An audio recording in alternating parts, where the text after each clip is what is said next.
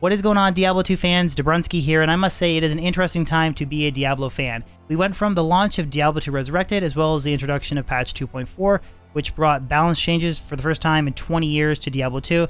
We followed that up with the launch of Diablo Immortal, a mobile game that is littered with microtransactions and paywalls, which has not been well received, and it's actually officially, as of today, I believe, the lowest rated game on Metacritic ever.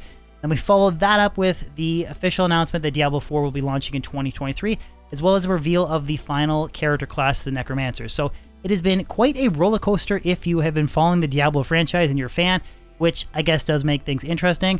Today's video, I'm just going to quickly go over the news that dropped today. So I'm going to cover my thoughts on the new Necro class, as well as the open world concept and some other dungeons, and some sort of like key bits of information that was mentioned. So we'll have the blog post linked in the description below. But I will say that I am cautiously optimistic and excited for the launch of Diablo 4. So the fifth and final character class that is going to be introduced in Diablo 4 is of course the Necromancer, and I really do think this is actually a good fit based on all the other existing character classes for D4. So if you kind of go from one end of the spectrum to the other, starting off with the Barbarian, so we're talking pure melee, hack and slash with weapons and high damage, and then you sort of shift to the Druid, which is kind of a hybrid of a caster as well as a melee character. So you can shapeshift into a wolf or a bear, do melee damage that way, or you can cast elemental spells like we saw in the trailer. There's Tornado and a couple other cool spells. And then you're not really kind of one or the other, you're sort of a hybrid of both. And then if we transition to the Sorceress, it is essentially your just range caster, spell damage dealing character. And then the Rogue is sort of a hybrid of that as well. There's, I believe it was like void damage and other types of, I think it was dark magic or something, combination of that and range attack. So she's sort of another kind of hybrid approach. But we didn't really have any character class that had a lot of different summons. I think the Druid maybe has a couple pets, but we didn't really have like a pure focused like summoning build. So I think that the Necromancer is actually a good fit for that. Now there's a couple of screenshots that I'm going to throw up in post-editing. These are from a different video, which I will have linked in the description below. But it does look like the Necromancer is going to have your traditional like golems and different skeletons and mages to have sort of a summon-focused army. So I really do think it is actually a good fit based on all the other existing classes in D4. They did also spend some time showing off character customization, so you can pretty much change everything from tattoos to piercings, hairstyles, skin color, etc. to make the exact character that you want to. Not really too much more to say about this, but I do want to mention that coming off the heels of Diablo Immortal, especially I think this is important to just talk about, is that community manager Adam Fletcher tweeted and confirmed that Diablo 4 will only feature cosmetic microtransactions only. So that is, again, like super important, especially considering the backlash from Diablo Immortal and the pay-to-win sort of monetization aspect. That is not going to be a thing in Diablo 4. So I'm totally fine with being able to purchase cosmetics that don't influence or change the game. So whether it's like custom wings or a pet or changing the way the spell animation looks, that is completely fine in my opinion, as long as you can't pay to win. So that sort of like custom microtransactions in terms of cosmetics only, paired with this character customization, it's kind of cool. You can pretty much make anything that you want to. Now the open world concept of D4 is something that really does intrigue me quite a bit.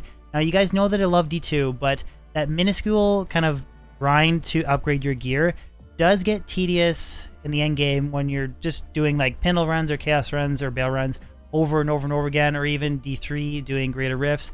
Just hitting that lottery and jackpot for a piece of gear is very cool, but the fact that Diablo 4 is going to give us other ways of doing it, so whether it's encountering just a randomized local event that you can choose to participate in or ignore, or world boss events, or the strongholds of enemy monster, you can kind of like, it's almost like a D2 version of the Den of Evil. You just kind of go in, clear out the monsters, and then turn it into like a safe town for players to whatever interact in. I think that's really cool. They mentioned dungeons, over 150 different types, so a lot of versatility. And then on top of that, you have the Paragon board too, which we have talked about in previous videos. But I think when you combine everything together, it's going to provide you a lot of different options of experiencing the game and interacting with it, rather than just doing like chaos runs over and over again. So I do think this is actually a very exciting and largely overlooked aspect of Diablo 4. We did also get a little bit of a sneak peek of some more PvP action,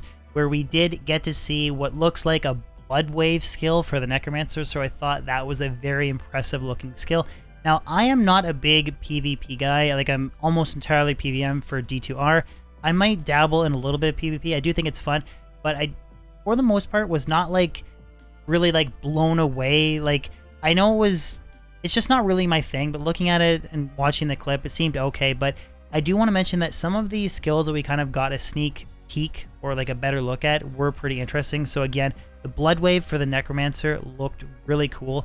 We got to see what looks like a kind of like updated or newer version of Blizzard, as well as a Frozen Orb skill. There was a really cool, like, kind of like an invulnerability kind of like ice cocoon that the sorceress would transform, or like she would just go into this little like ice cube and then would blow out and freeze monsters and just shatter them. So that looked very interesting as well.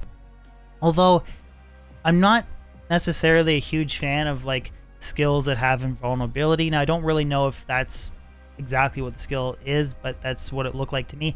And also the shape-shifting bear, there was a lot of really cool scenes with him as well, like when he jumped off the mount and then just slammed down the ground, or just when he was like blowing apart the other monsters with the slam attack. That is, in my opinion, a lot cooler of a looking werebear than the D2R werebear. So I'm really excited for a lot of the kind of like snippets of gameplay that we got to see today. And finally, of course, we get a little bit of a teaser on some of the endgame systems that will be in Diablo 4. The first one that they mention is Nightmare Dungeons. So this, the way that I'm reading it, it says, first you might take on some Nightmare Dungeons, transformed and teeming with enhanced demonic dangers and added difficulty in the form of new objectives and added afflictions to the dungeon. So that just kind of reads to me as sort of something similar to a Path of Exile style map, so that's really cool. They did also mention the Tree of Whispers, so an endgame system that will provide you with frequently cycling world objectives and bounties that reward you with legendary gear, experience, crafting materials, and more. So this is very interesting to me. So frequently cycling world objectives. So it's not really like, even though like I do love playing Path of Exile, I mean, doing maps over and over again, or doing Chaos Sanctuary over and over again, or doing Greater Rifts over and over again, there's not really like, there is some things you can change, like modifiers on maps and drop rates and etc. You can kind of influence maps that way. But the fact that the Tree of Whispers, we don't exactly know what it is, but it's going to be like dynamic world objectives, that's really cool. Then, of course, there is the mention here of once you reach the maximum level, there's a Paragon board that will unlock and have hundreds of optional paths to further customize your hero's build. So they did touch on this in a previous blog post, but you only have limited movement on this Paragon board, and then you can sock different gems in it. So you have to kind of make important decisions on where you're going and how you want to tweak your character's power. So maybe there's like a deadly strike node you want to hit on the Paragon board that would be really good for barbarians, so you might need to kind of like craft your way to get to it, but you might also want to hit some other node versus maybe something like life and mana for a sorceress. So the fact that that is all intertwined with gear and different skills that you can choose to sort of customize your character, I think is really important. I don't want Diablo 4 to be a game that you can just pick different skills, kind of slap together a build and it will work. I want there to be an aspect of like failing if you don't methodically think out your character. Now, I definitely don't want to see it quite to the extent of like PoE. That's kind of pretty insane, like the Path of Exile builder. If you don't follow that or follow some like completely perfectly planned out build, it's going to be garbage. But I also don't want the other end of the spectrum where you can just, you know, not make any careful decisions and your character will be completely fine. And of course, you know, like anything more in depth in terms of skills in Diablo 2. But that is kind of everything that covered in this blog post. I mean, hopefully you guys enjoy it. Again, please let me know in the comment section below if you guys like what you've seen, you agree, you disagree, you want to kind of see other things implemented. Again, any feedback is welcome as long as you're not a dick. Hopefully you guys enjoyed the video. If you did, if you could throw a like on it, that'd be awesome. And I'll catch you guys on my next video or live stream. Peace out.